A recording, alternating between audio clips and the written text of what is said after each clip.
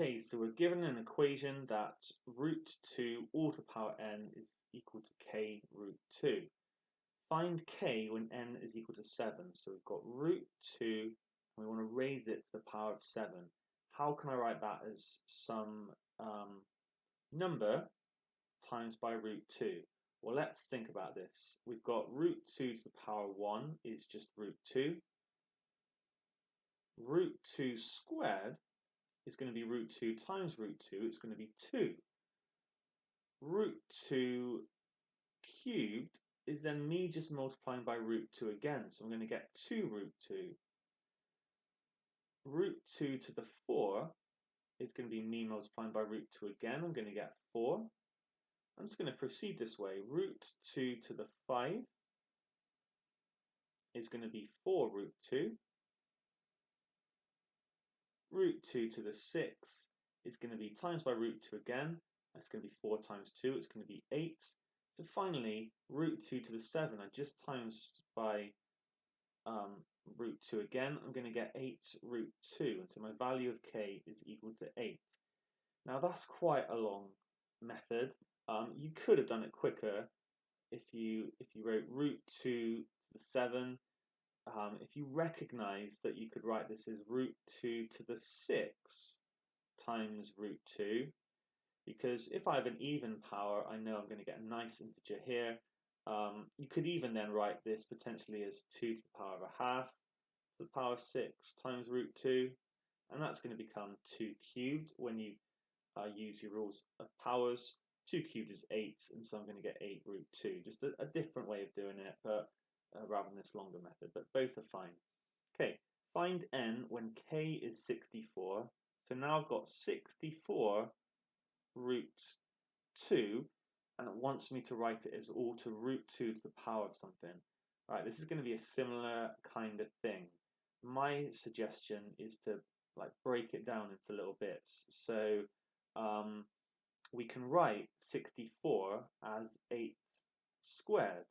So 64 root 2 is 8 squared root 2. We can write 8 as 2 cubed. So it's going to be 2 cubed squared root 2. We can then write that as 2 to the power of 6. And you could, in theory, go straight there from this left-hand side to here if you recognize that 64 is 2 to the power of 6. Okay, how are we going to do this last little bit? Well, 2 to the 6 is actually going to be root 2 to the 12. You can see root 2 as being 2 to the half, so it all hopefully makes sense. I think this step's the hardest bit to understand. So finally, I've got root 2 to the 12 times root 2.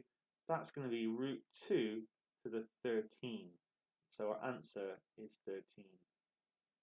Okay, quite tricky, I think, that one. I'm not sure how else you would do it, and that's just for 2 marks. Right, finally, show that 14 divided by 3 minus root 2 can be written in the form a plus b root 2. Going to need to rationalize the denominator here.